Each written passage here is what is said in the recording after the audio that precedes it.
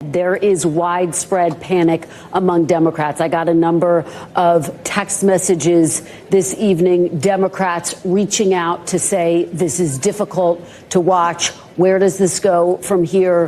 One Democratic lawmaker, Tom, going so far as to say this race is effectively over. You know, one of the things was, would either candidate look like the caricature that the other campaign has been trying to paint of him?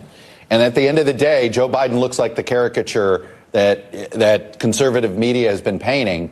And there were no clips tonight, right? This was, you saw it before your eyes.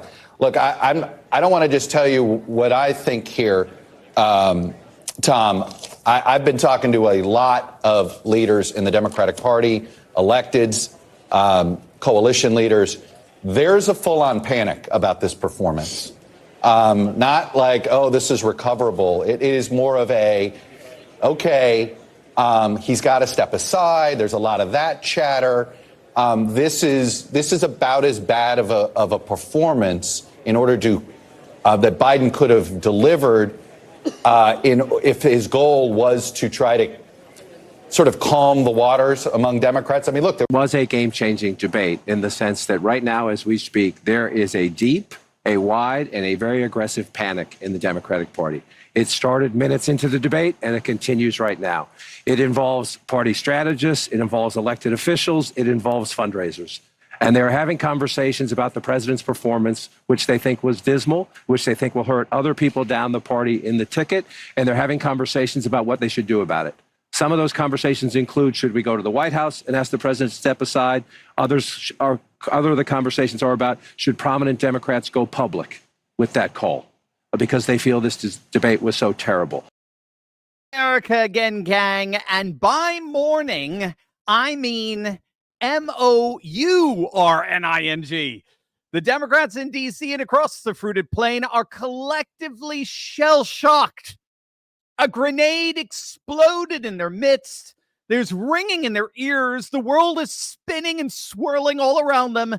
They are collectively stumbling out of that catastrophic bombshell last night. And now they're seeing their whole world collapse. We are going to find out exactly what really happened in last night's debate and what it all means as we march toward November and the triumphant return as number 47 of the one and only Donald J.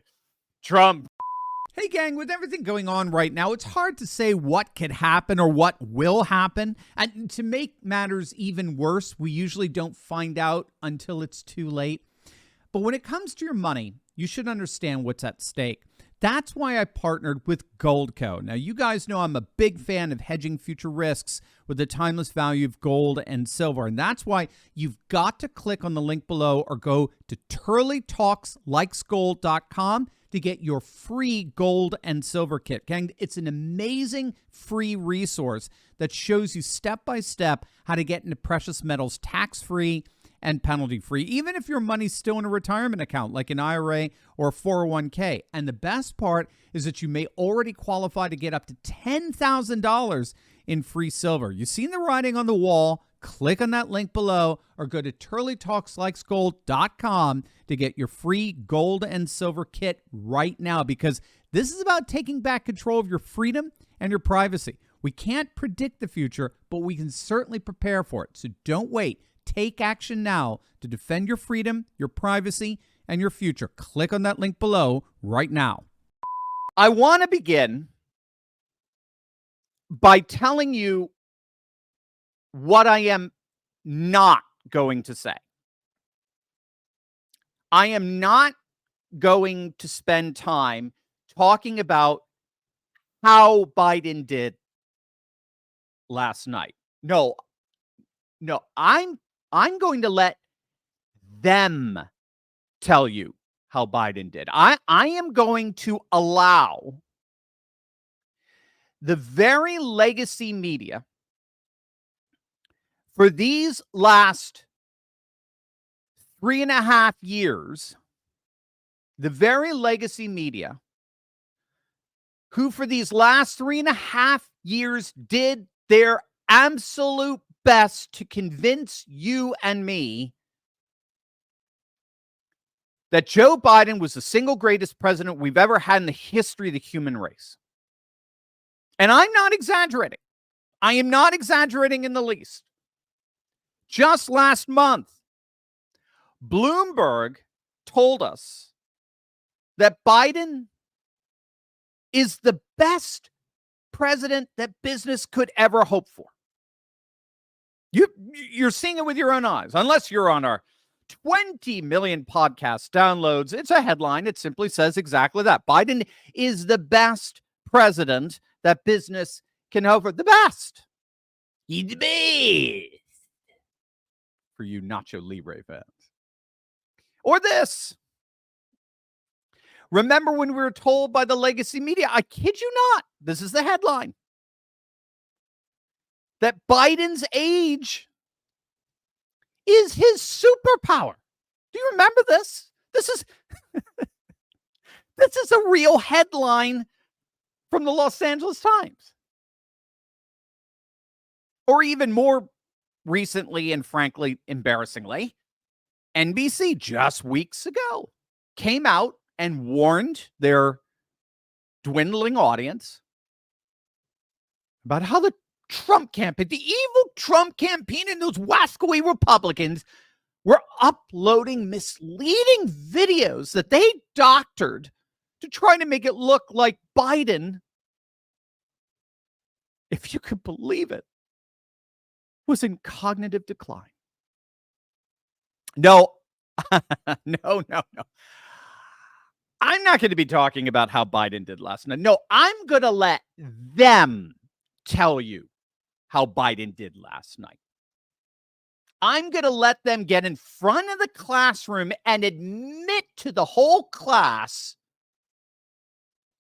with their heads lowered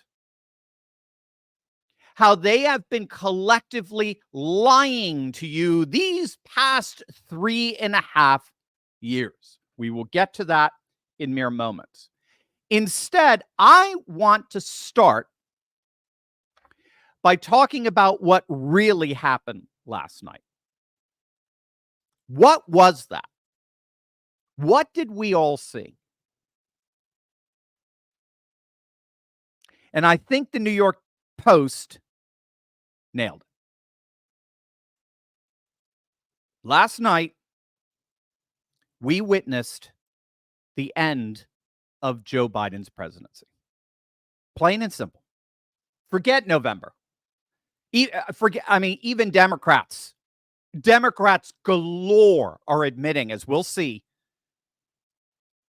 even Democrats are admitting that's a foregone conclusion at this point. Forget November. The damage is done. I mean, gang, if you thought the polls had Trump in landslide territory before that debate, you ain't seen nothing yet. There is no rolling this back. Forget November. We're talking right now. Now, for all practical purposes, now the Biden presidency has come to an end. We cannot even begin to imagine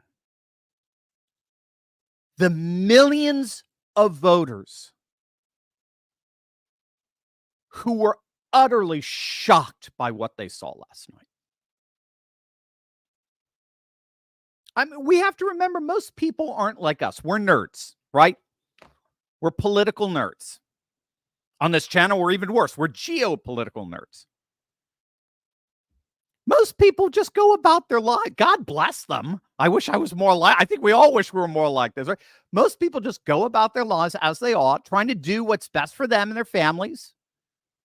They're not keeping track every day of what's going on in the world's politics. They're not looking at the polls. They're not studying strategy. They're not thinking about, Trump's VP. They don't know any of that. All they do is generally get snippets of news, quick few second headlines from the legacy media when they get onto their, browser or whatever on the computer. And what have they seen over the last 3.5 years from that legacy media? The news has been what? Think about it. The legacy media has been telling these voters for the last 3.5 years, everything's hunky-dory. Yeah, the economy's stumbling a bit, but don't worry, it'll all turn around. Don't worry. Don't worry about the southern border. We don't worry about it, so you shouldn't. Inflation is actually really good for you. It might help you lose some weight as you have to skip meals. For 3.5 years, the legacy media has been telling tens of millions of voters that no matter what concerns they have, no matter what's happening out there, don't worry because Joe Biden is in charge. The adults are back and he's got your back. 24/7, 3.5 years.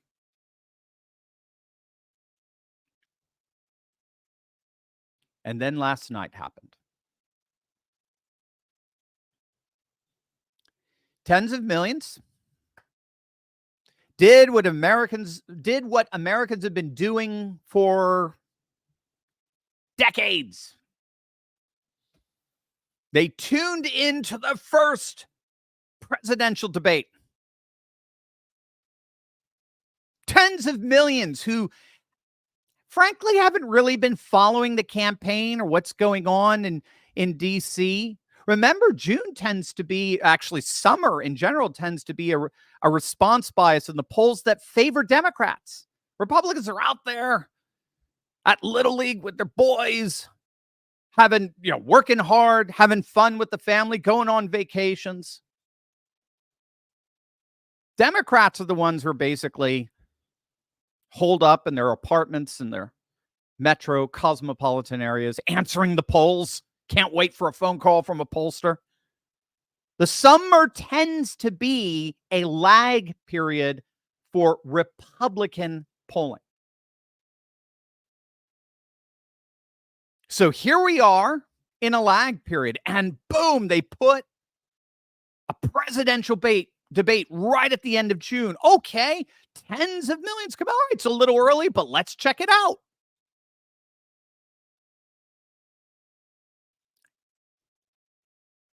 And what did they see?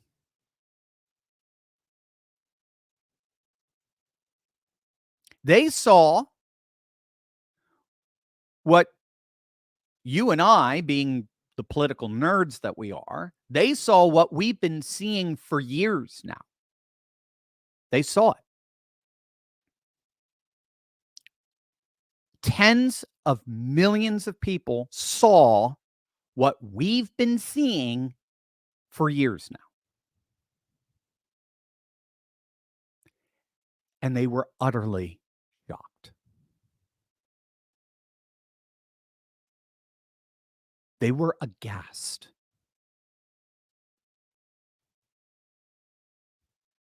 Tens of millions of voters could not believe what they were watching.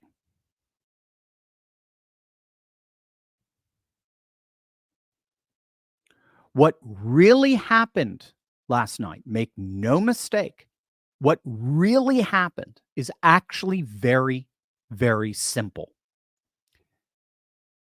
The mask got ripped off. The media mask got ripped off. Their charade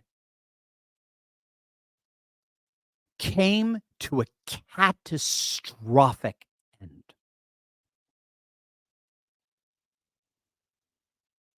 Tens of millions of voters, for the very first time last night, actually saw the real Joe Biden. Not the Biden propped up by a propaganda media. No, the real Biden. And as a result, all that propaganda spewed out by these cosmopolitan media elites in an instant shattered.